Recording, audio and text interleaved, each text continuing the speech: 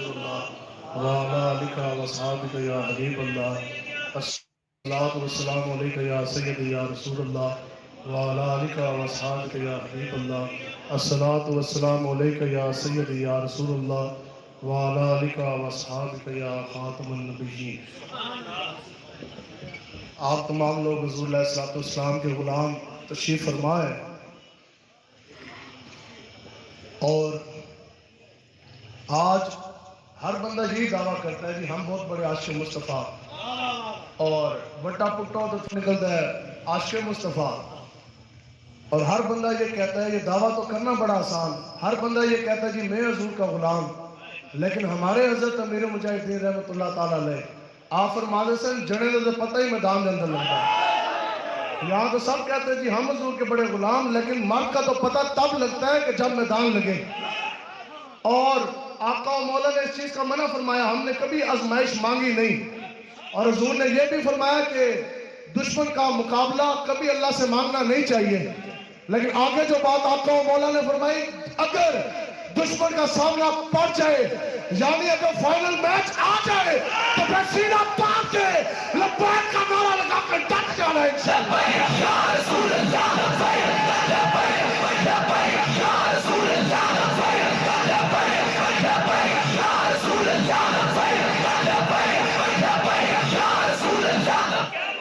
اس سے پہلے تمہارا پالا پڑا لڑکیاں نچوانے والوں کے ساتھ، اور ڈھیل چوک پہ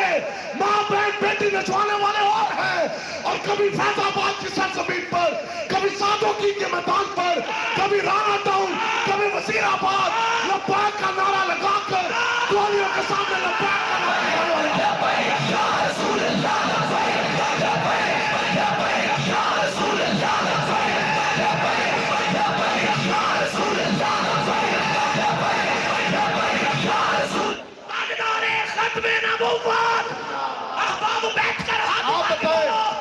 آپ بتاؤ جنہیں لوگ کہتے ہیں لبیک کا نعرہ تو ختم ہو گیا، حضرت ساڑھے فرماتے ہیں لبیک والے آئے نہیں بیٹھے، پہلے سے زیادہ قوت آ گئی اور پہلے سے بھی زیادہ جرأت آ گئی۔ وجہ یہی ہے کہ اگر سینے کے اندر عشق مصطفیٰ ہو نا، حضرت ہمارے فرماتے ہیں جب بندہ ہو نا جھوٹو نور کے ایجنٹ، اگر بندہ ان کا کھائے پھر ان کا کھاتا ہے۔ میں خود پولیس میں رہا، پھر کیا ہوتا کہ ایک کانسٹیبل ایک رضاکار تھانے سے نکلتا ہے، 50 گاؤں کے اسپیکر اتروا کے واپس آتا ہے، تمام امام بھی مقتدی بھی ایک کانسٹیبل کے آگے لمبے پڑتے ہیں، لیکن اگر سینے کے اندر عشق مصطفیٰ ہو اور آدھا جسم حرکت بھی نہ کر سکتا ہو، لیکن پھر بندہ ویل چیئر پر بیٹھ کر تنہا شرق سے لے کے غرب تک پورے کفر کو پاؤں کے نیچے منزل دیتا ہے۔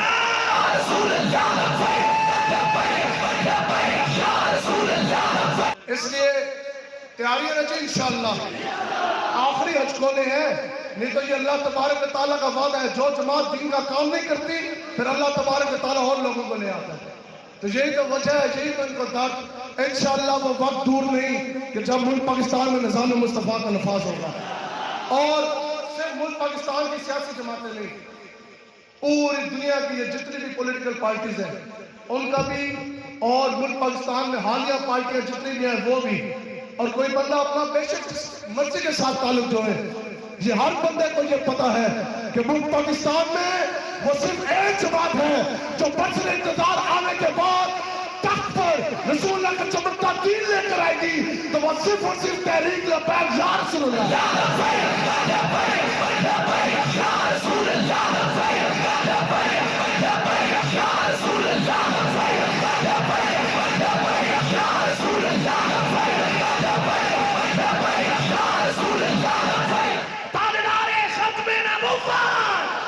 اور یہ بھی وعدہ کر رہے ہیں ہم نے، ہمارے حضرت امیر مجاہدین آپ فرماتے ہیں یہ لوگ ہمیں کہتے ہیں نا آپ سیاست میں کیوں آئے، سیاست تو گندی ہوتی ہے، امیر مجاہد فرماتے تھے کہ ہم سیاست میں اس لیے آئے کہ سیاست کو گندگی سے پاکی کی طرف لے کر آئیں گے۔ آج ان لوگوں کی کمیونٹیوں کی وجہ سے برسر اقتدار پہ آ جانے کے بعد اور کرسی اور منصب مل جانے کے بعد پھر جنہوں نے اپنی بدماشیاں کی، ظلم ستم کے پہاڑ ٹھائے، یتیموں کے منہ سے نوالے کھینچے، لوگوں کے ساتھ ظلم زیادتیاں کی، ہم نے یہ بتانا ہے کہ انشاءاللہ جب اقتدار آتا ہے، جب حضور کا غلام آتا ہے تو پھر دین جو ہے وہ تخت پر آتا ہے۔ انشاءاللہ تحریک لبیک کہ جب بھی اقتدار آئے گا تو انشاءاللہ فوری دین جو ہے وہ تخت پر آئے گا. ہم نے کبھی بھی حضرت امیر المجاہدین آپ کا حکم تھا، فرماتے تھے کبھی بھی نہ گلی کا وعدہ کرنا ہے نہ ٹوٹی کا وعدہ کرنا ہے. اور یہ حضور کے غلام گلی ٹوٹیوں پہ بکتے بھی کوئی نہیں ہے. ہمارا آپ سے ایک وعدہ ہے، امیر المجاہدین نے جو وعدہ کیا انشاءاللہ یہ سارے لبیک والے اس وعدے کا وفا کریں گے انشاءاللہ. اور وعدہ ایک ہی ہے کہ نہ کسی کو گرانا ہے نہ کسی کو اٹھانا ہے، صرف آقا و مولا کا چمکتا دین تخت پر لے کر آنا ہے.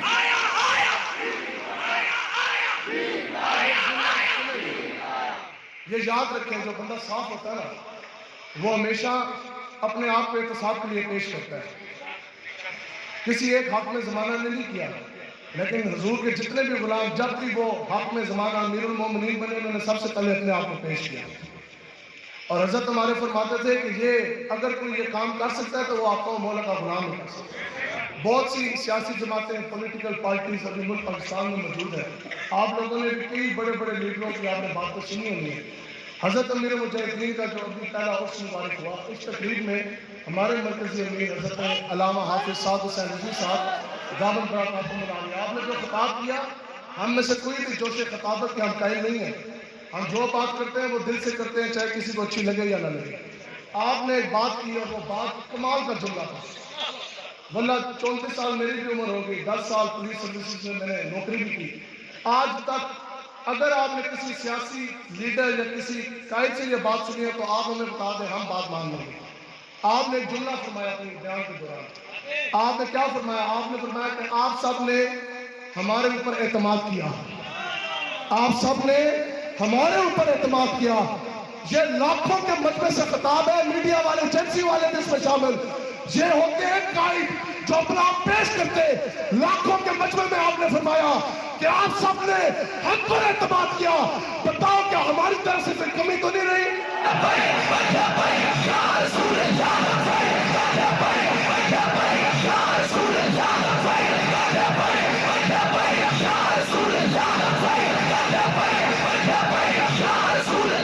جس کو بھی مانا آقا و مولا کی غلامی کی وجہ سے مانا. میں تھانے میں جا کے قریب 3 مرتبہ خطیب الاسلام صاحب سے میں جا کے ملا، اور میں جب بھی باہر آیا تو میں یہی کہتا تھا کہ ان کا حوصلہ ہم سے کئی گنا بڑھتا ہے. یہ ہے ہماری قیادت، جیلوں سے آ رہی ہے، جیلوں سے جا رہی ہے. لیکن گل یہ ہے کہ جو بندہ آج لوگ کے کہتے ہیں جی ہم بہت بڑے عاشق، اور جڑا بندہ ایک پرچہ بھی نہ چھل سکا حضور سے، کیا وہ حضور کا غلام؟ اور جو بندہ کڑی بھی نہ لگوا سکا، آج لوگ پرچے دے تھانے تو نستے نا، کیا وہ حضور کا غلام؟ اور جو جوان جو حضور کا غلام 2 دن 2 راتیں جیل کی سلاخوں کے پیچھے نہ گزار سکا، وہ بھی حضور کا غلام نہیں. حضور کا غلام ہے غازی ملک ممتاز حسین قادری. سامنے پھانسی کا پھندا لگاؤ، ہڈیالہ کی جیل ہو، پھر اس حضور کے غلام کی ٹانگیں کاپی نہیں، قدم تک لگائے نہیں، بلکہ سینہ تان کے پھانسی کا پھندا چوم کے لبیک یا رسول اللہ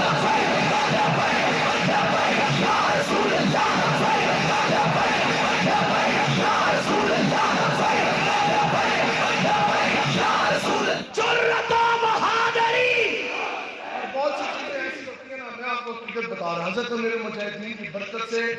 اور تحریک لبیک کی برکت سے ہم نے بہت سی چیزوں کا عملی مظاہرہ سامنے دیکھا. حدیث مبارکہ آپ نے سنی ہے، حضور علیہ الصلوۃ والسلام نے فرمایا کہ تم میں سے کوئی بھی انسان اس وقت تک آپ کا ایمان کامل نہیں ہو سکتا جس وقت تک کہ وہ اپنے ماں باپ بیوی بچے مال متاع ہر چیز سے بڑھ کر وہ مجھ محمد عربی سے پیار نہ کرنا. اب یہ ہم نے سنی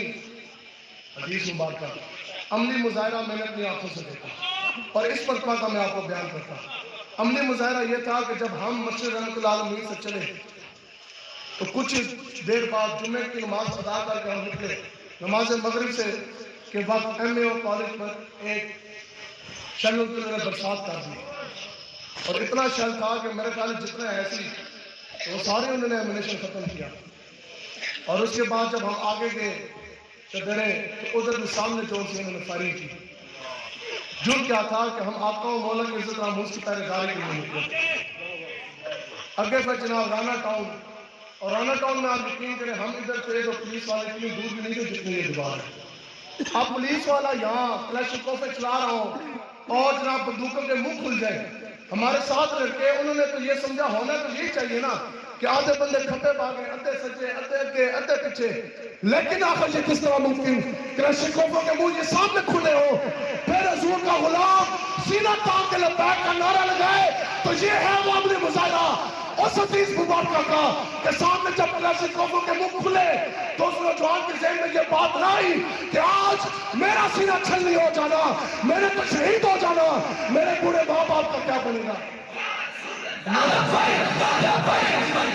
میری جوان بیوی بیوہ ہو جائے گی، ہم بھی تو بیوی بچوں والے بیٹھے، اور میری جوان بیوی بیوہ ہو جائے گی، اس کا کیا بنے گا، اور میرے بچے یتیم ہو جائیں گے، ان کا کیا بنے گا، اور گھر کا راشن پانی کس طرح چلنا، اور میری اپنی جان کا کیا بنے گا۔ آج تو یہ آخری لمحات آ گئے اس دنیا میں، لیکن آقا و مولا نے جو فرمایا وہ ہم نے دیکھا، نہ اس کو اپنی جان کی پرواہ، نہ اپنے ماں باپ کی پرواہ، نہ بیوی بچوں کی پرواہ، اگر اس کو پرواہ تھی تو ایک ہی تھی کہ انہیں جانا نہ رکھا گیا ایسے کام، للہ الحمد میں دنیا سے مسلمان تھے۔ تو وعدہ جی بس بات ختم، آپ لوگوں نے اٹھنا ہے،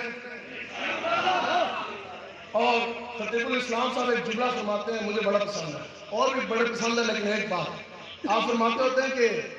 مرد جو ہے نا وہ بغیرت بھی جاتا ہے، تو دنیا تو چلا حضور کا غلام بھی جاتا ہے،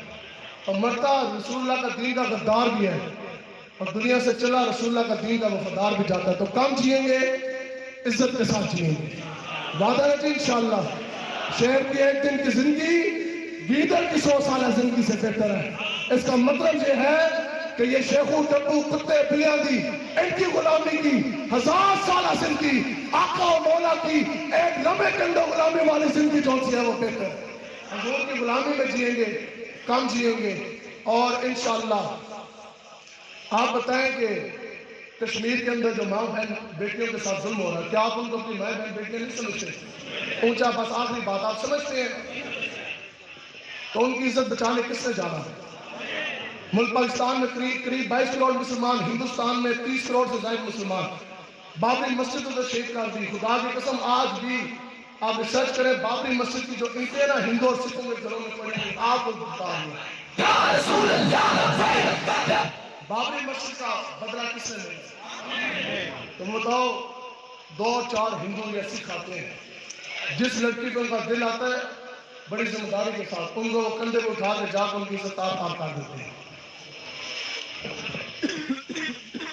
آپ بتاؤ کہ آخر اس لڑکی کا کیا قصور ہے؟ اس نے ہندو فوجی قتل کیے یا اس نے کیا ہندوستان کو حملہ کیا؟ صرف بات اتنی ہے کہ وہ جب اس کو اٹھا کے لے کے جاتے ہیں نا تو بندہ وہ ایک بات ضرور کرتی ہوگی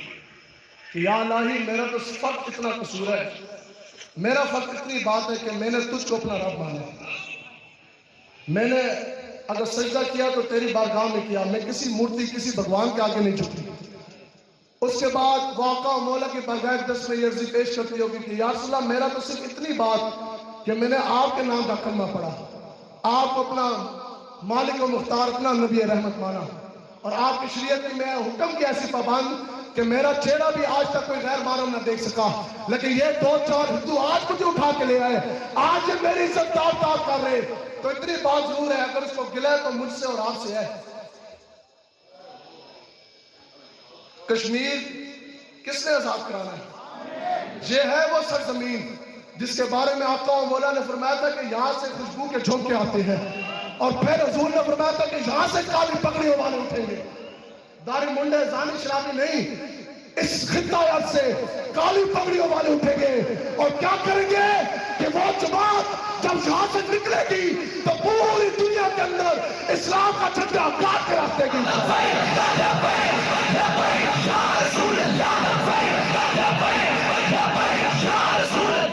کشمیر کیسے آزاد ہونا یہ بھی حضرت امیر مجاہدین ہمیں بتا گئے۔ آپ نے فرمایا کہ جس دن یہ لبیک والوں کی حکومت آئے گی، آپ نے فرمایا کہ اسی وقت ہم انشاءاللہ اعلان جہاد کریں گے، انشاءاللہ اعلان جہاد ہوگا، اور اس کے بعد پوری فوج بھی حضور کے یہ غلام بھی لبیک کا نعرہ لگا کر کشمیر کی سرحد کے اندر داخل ہو گئے۔